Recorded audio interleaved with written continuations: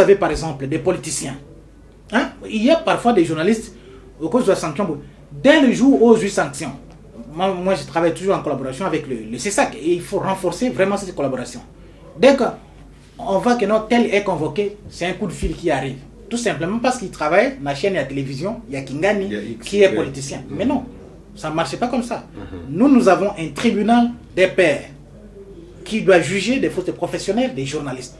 Nous ne dépendons pas des politiciens. Donc nous ne pouvons pas subir des dictats ou des exigences des politiciens dans l'exercice de métier. Mais autant, on décrit également des interférences dans la justice. Même les magistrats que nous décrions chaque jour, non, justice, c'est ça, tout ça.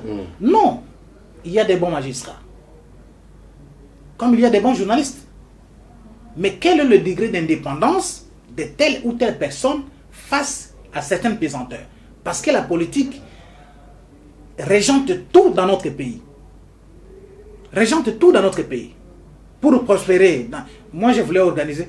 Ça fait 10 ans que je me bats pour créer une imprimerie. Pourquoi je ne parviens pas? À chaque fois que j'ai réuni un montant pour créer une imprimerie, je ne peux pas le faire. Et quand quelqu'un vient me solliciter, j'ai dû abandonner ce projet-là. Il était en politique. On a cheminé un moment. Quand il a quitté, l'activité n'a plus tourné. Vous voyez ce que ça fait? Voilà. Donc, bisous le bakeno, mise en garde ouana, ça doit être une mise en garde sévère. Bandi kuna bisous bazonga nanzila. Tout ça là, oya bisous musala, to kende. Mais ce que Monique non, ça ne vous plaît plus. Hein? Tu es libre de changer. Donc, ce n'est pas une contrainte éternelle. Non. Contrainte, c'est la profession. Au regard de l'exigence, n'a pas principe. Mais si vous estimez que vous pouvez basculer dans autre chose, vous faites le libre choix. Donc, vous êtes libre de faire ce que vous voulez. En tout cas, Bandeko Bolandi, président Lobi, tant moulaï pour nako like salolenge nini makambo ezali ko kende na ba décision mususu oyo UNPC azali ko zoa na bandeko ba journaliste oyo balongwe na mulongo ba komi pratiquement ba politicien ezali likambo ya ko bomba te bino batu bozolanda biso boyebi déjà que ndeko journaliste oyo azali pona ba tutelle pour la partie boye des journalistes oyo azoloba aliaka makambo ya mutuana ainsi de suite. Bolandi président alobi soki bakangi yo na musala na yo ya ki journaliste UNPC akobundela yo. Voilà. Mais soki se retrouver ozali na kati ya makambo ya politique yeba ete UNPC akotika eza lokolo zwaki nyongo ya lipa wana eza likambo ya yo na mama ya lipa eza likambo na yo ya mama ya lipa.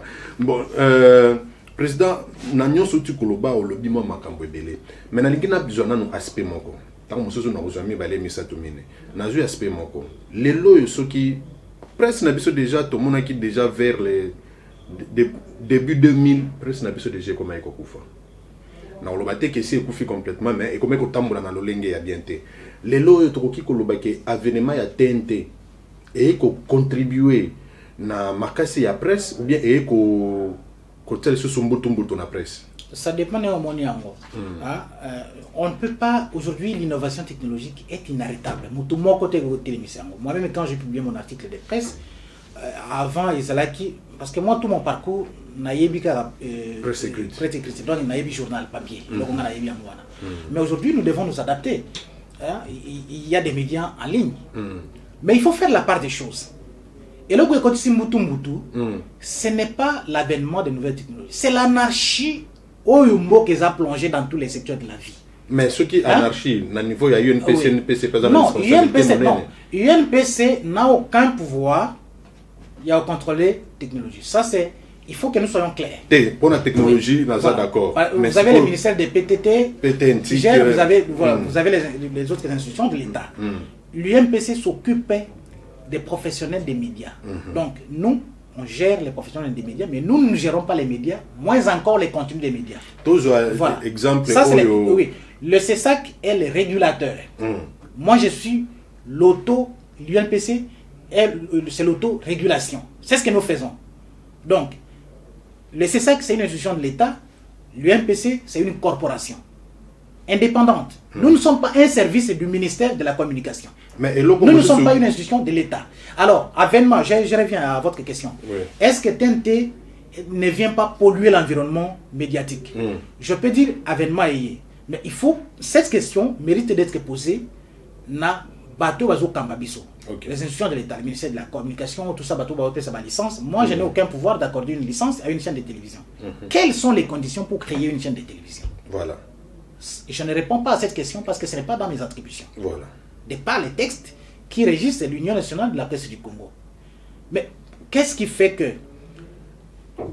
on ne peut pas non plus s'opposer à l'innovation. Moi, je veux qu'il ait pluralisme médiatique. Comme l'émission, dans le studio Nabino, à l'époque,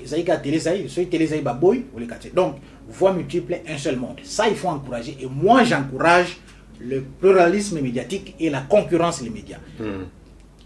Les contenus, il est discutable. Est-ce qu'il y a Koboumate? Il y a Kobouma parce que phénomène moko oyoyebi, peut-être qu'en filigrane, on a envahisseur, ou bien les phénomènes que moi j'appelle les nouveaux variants, le mercenariat en journalisme, ou encore l'arrivisme,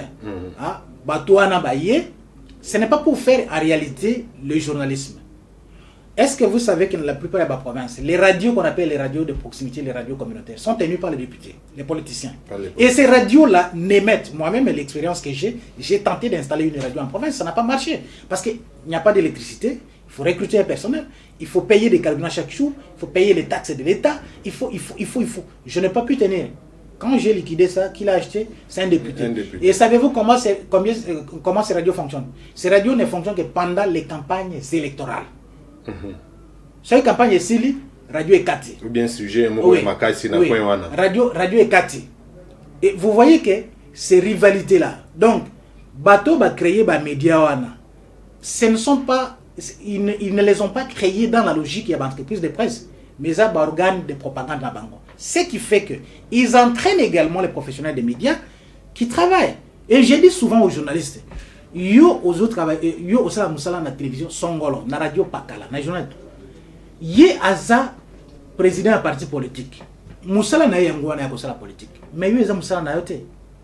Mais à un certain moment quand je réfléchis, je trouve quand même la réponse. Et ça quoi na CENI, on parle de la dépolitisation de la CENI. Mais bateau et Sengheli va désigner animateur, il y a CENI, il y a un parti politique dans l'institution politique. Est-ce que vous trouvez ça cohérent? C'est de l'incohérence. Donc c'est pareil également avec certains médias.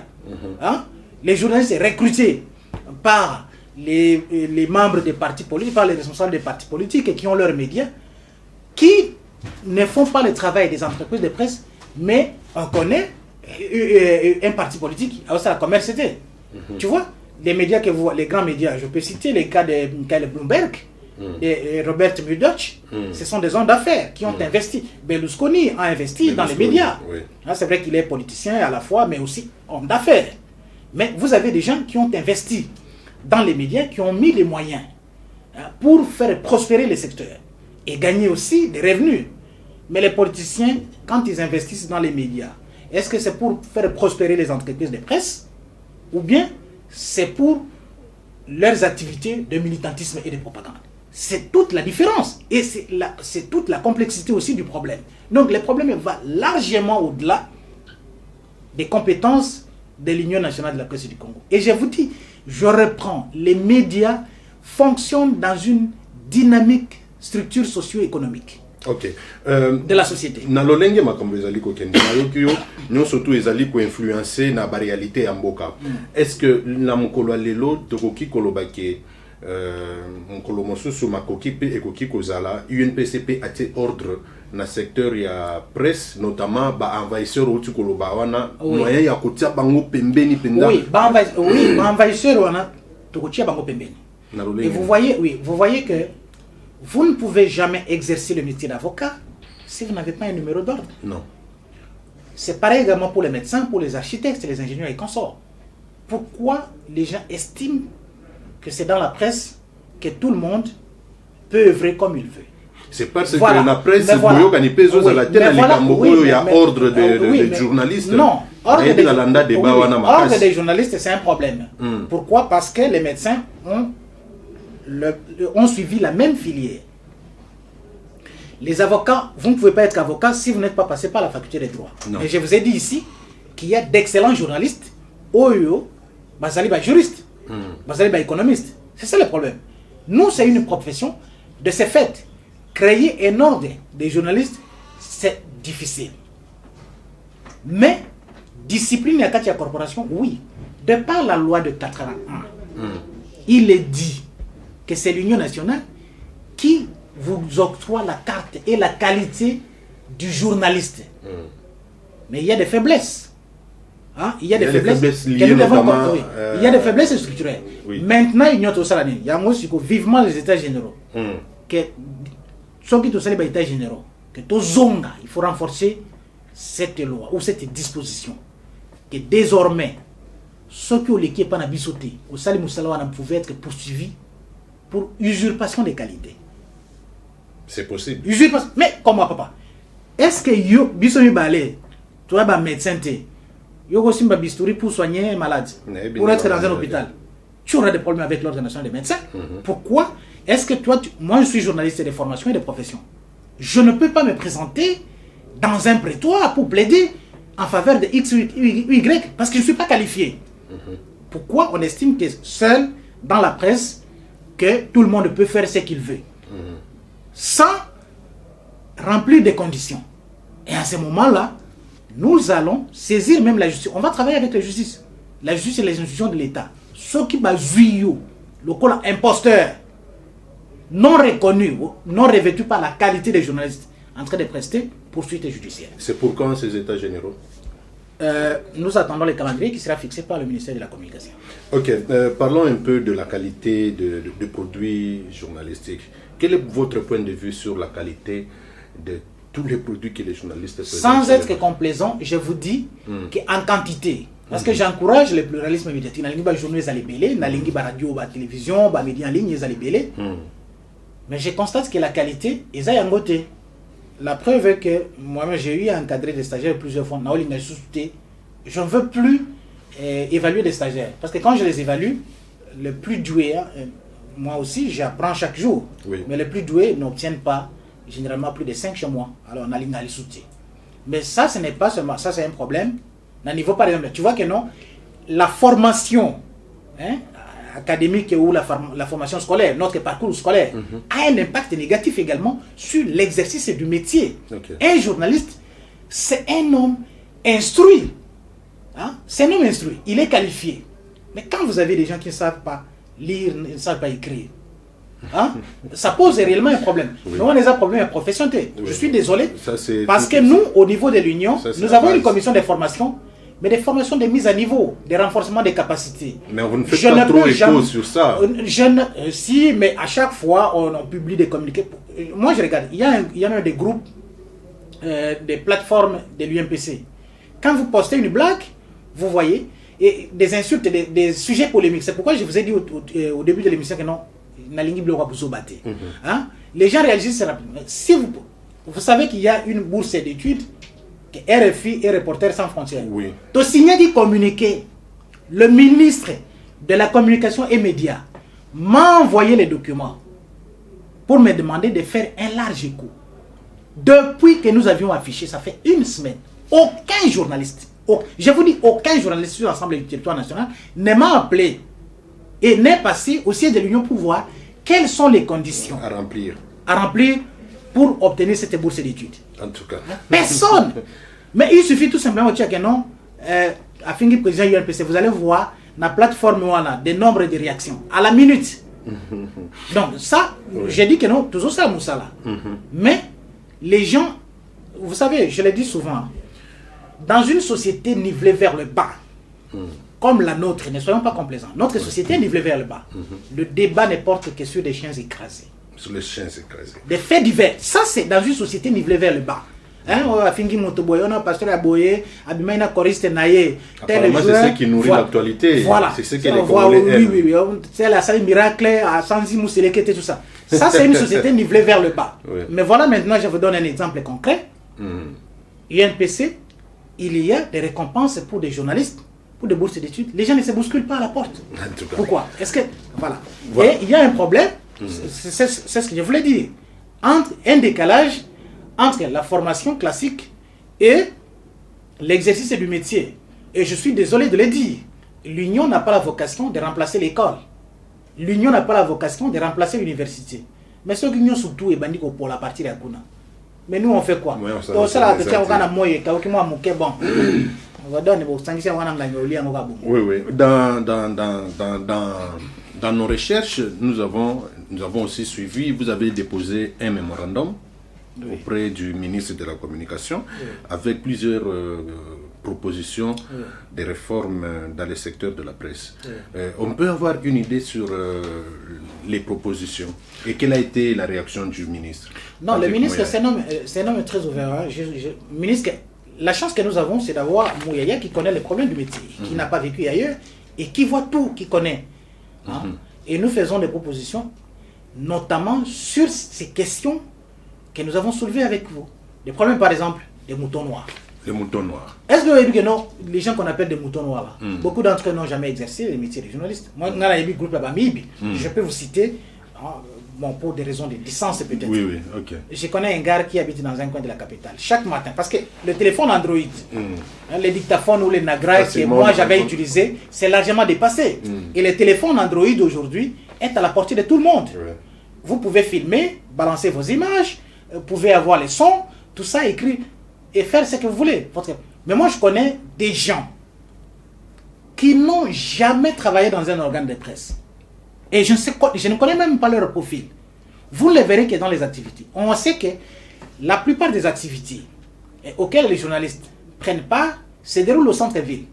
Et on connaît des grands espaces, tout ça, des endroits, des hôtels, des restaurants, là où se déroule. Et vous le voyez, chaque matin, il quitte sa maison. Parce que j'ai habité avec certains d'entre eux dans les mêmes quartiers. Il quitte sa maison. Il a juste son enregistreur. Il vient, il a par exemple une caméra. Il arrive, il voit, non, bon, qu'est-ce qu'il y a ici? C'est une activité de tel ministère. Il arrive là-bas, il vous tend les micros. Ah, bon, après, il vous dit, bon, les frais de transport, vous les donnez. Vous ne verrez jamais cet article-là dans un journal. Vous n'entendrez jamais un reportage dans une radio ou à la télé. Mais ce sont des escrocs qu'on doit en réalité arrêter. Qui ternissent l'image de la presse. Qui ternissent l'image de la presse. Oui. Ah, il vous dit, bon, et actuellement, avec la prolifération des médias, et parfois, quand des pratiques qui avilissent la profession, hein, les gens qui vont commander l'argent de transport chez X ou Y et qu'on a interviewé, quand on leur donne, vous voyez même qu'il y a des bagarres qui éclatent hein, autour du partage du butin. Ça, ce sont des pratiques qui avilissent notre profession. Et nous proposons qu'il ait réellement, quand l'Union délivre la carte de la presse, que ce soit à des journalistes réellement, à des journalistes qui exercent réellement la profession. C'est ce que nous voulons. C'est une des réformes. L'autre réforme également, des problèmes de formation. Il y a des insuffisances. Un journaliste, c'est vrai que même le plus doué, hein, des journalistes surdoués, un journaliste reste un étudiant à vie. Il faut renforcer les capacités des journalistes. Moi-même, quand je suis... Vous savez, il m'arrive avec mes maigres revenus, hein, quand je me déplace, ou bien même quand je passe, et si je ne peux pas acheter un livre dans une imprimerie, je regarde même auprès des vendeurs ambulants. J'achète un livre. Pourquoi? L'homme ne vit pas seulement du pain. Hein? Ça, c'est pas biblique. De l'esprit dont il est question, hein, pour moi, ce n'est pas la spiritualité biblique. Hein? C'est-à-dire, à travers le livre. Qu'est-ce que vous suivez, par exemple, à la télé? Il y a des émissions. Quand vous regardez, ça vous donne le dégoût. Mais il y a des émissions pour un homme qui veut s'instruire. Il s'y accroche. Moi, quand j'entends par exemple le générique de l'émission Question pour un champion, j'ai quelque chose à apprendre. Par contre, dans une chaîne de télévision voilà, où on parle de l'impuissance sexuelle et tout ça, bon, je ne sais pas, ou bien Bazolo Blamakambo Amio, mes parents traduits praticiens, j'ai du mal quand même à avoir des éléments nouveaux. Hein? Parce que c'est ou un pasteur qui opère des miracles, qui prie pour que les gens aillent en Europe et tout ça. Bon, j'ai du mal à apprendre. À apprendre vraiment, très honnêtement. Ça, c'est un exemple personnel. Voilà. On a soumis également au ministre ce genre de propositions. Mais aussi, on constate qu'il faut que l'État aussi joue son rôle quand même. L'espace public est géré par l'État. Et on ne peut pas laisser l'espace public à disposition de tout le monde. Nous ne demandons pas des lois liberticides. D'ailleurs, l'UNPC lutte contre ces lois-là. Et la chance que nous avons aujourd'hui, peut-être que l'actuel régime n'est pas dans cette logique. C'est un régime totalement ouvert qui laisse la liberté aux gens, mais il faut que la liberté soit encadrée. Liberté responsabilité. Okay. Donc, vous ne pouvez pas accorder aux gens la liberté qui débouche sur un libertinage. Parce que cela crée le chaos et l'anarchie. Donc, nous avons proposé un certain nombre, mais aussi pour le fonctionnement de l'Union, tout ça. Qu'est-ce qu'il y a? Vous voyez, par exemple, il y a une polémique aujourd'hui autour de la désignation des animateurs de la CENI par des confessions religieuses. Mais l'Union nationale de la presse du Congo est membre de la... Nous sommes une organisation de la société civile. Et je peux vous l'avouer que nous sommes la deuxième force de la société civile, la plus représentative sur l'ensemble du territoire national. Okay. Parce que nous formons un corps représenté dans tous les 145 territoires et dans toutes les villes de la RDC. Mais il y a des structures qui s'appellent société civile, mais qui n'ont peut-être qu'un laptop et un bureau à Kinshasa ou dans une ou à Lubumbashi ou consort. Alors, pourquoi l'Union nationale de la presse du Congo, par exemple, ne s'inviterait-elle pas dans les débats? Voilà, parce qu'on estime que les autres ne s'entendent pas. Ça fait partie de votre démarche pour que l'UNPC soit aussi associé à ces gens. Mais pourquoi pas? Parce qu'on a dit, c'est vrai que la loi a bien déterminé, confession religieuse. Oui. Nous, ce n'est pas pour aller nous partager des postes. Mais nous avons quand même des infos. Non, même les confessions religieuses. On peut poser la question. Mais vous savez pourquoi l'Union nationale de la presse du Congo, à l'époque de Ramazani Baya, Elvis Moutiri, Kitutu Liantoa, vous savez, c'est vrai que les gens, je peux concéder, les gens disent que non, c'était un organe du parti État. Non. Oui. Mais Mobutu connaissait que les journalistes avaient accès à plusieurs personnes et à plusieurs sources d'informations. De ces faits, Kitutu, Elvis Moutiri, ou encore Ramazani Baya, tant d'autres, les Lucien Tchou, les gens, Panou, tout ça, les gens qui avaient géré l'Union nationale à l'époque, Mobutu pouvait leur poser la question. Sur tel ou tel dossier, quelles sont les informations que vous avez? Et ça permettait au maréchal Mobutu de prendre une décision en connaissance des causes. Okay. Pourquoi? Parce qu'il sait que les journalistes, là où ils ne peuvent pas aller, les journalistes peuvent aller. Ouais. Et ils pouvaient avoir cette information-là. Et ces rôles-là, aujourd'hui, les rôles consultatifs, par exemple, j'estime que depuis un certain temps, je constate que depuis un certain temps, ce n'est plus le cas. Or, nous avons des infos. Pourquoi? Parce que si nous ne sommes pas une couche importante de notre société, le président Félix Tshisekedi n'allait pas demander l'accompagnement des médias pour l'état de siège dans les deux provinces de la RDC. Nous allons terminer notre émission, mais nous chutons par la question sur la dépénalisation des délits de presse en République démocratique du Congo. Où est-ce que nous en sommes? Il y a deux lois présentées à l'époque qui n'ont pas fait l'objet, qui n'ont pas été débattues au Parlement. La loi sur l'accès à l'information et la loi sur la dépénalisation des délits de presse. Oui. Mutinga, qui était sénateur à l'époque, n'a pas été réélu. Et il y avait aussi un député. Or, la démarche parlementaire veut qu'à chaque fois qu'une législature tombe, il faudra recommencer. À zéro. Et je crois que l'actuel ministre en fait aussi une préoccupation,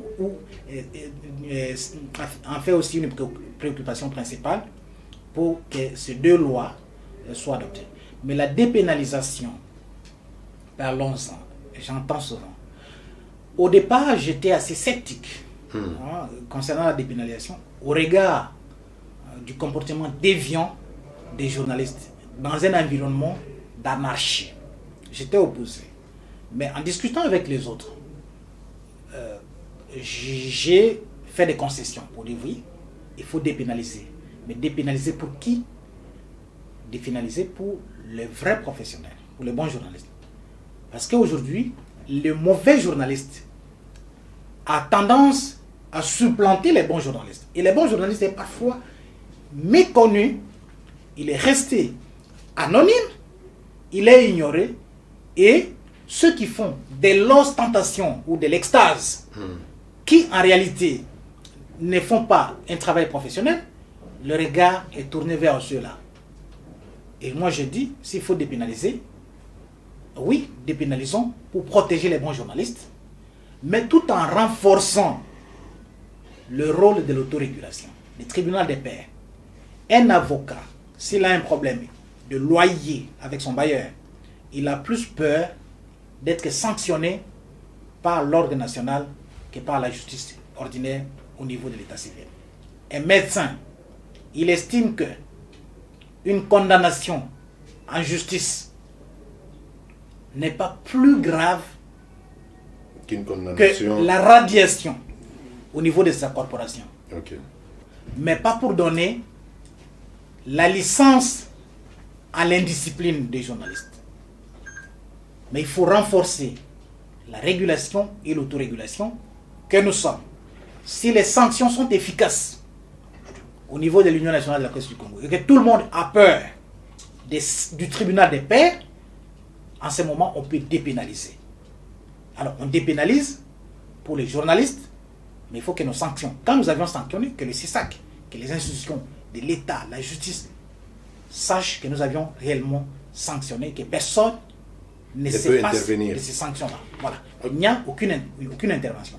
À ce moment, je peux encourager la dépénalisation. Parce qu'envoyer un journaliste en prison, c'est de faire de lui un héros en réalité. Okay.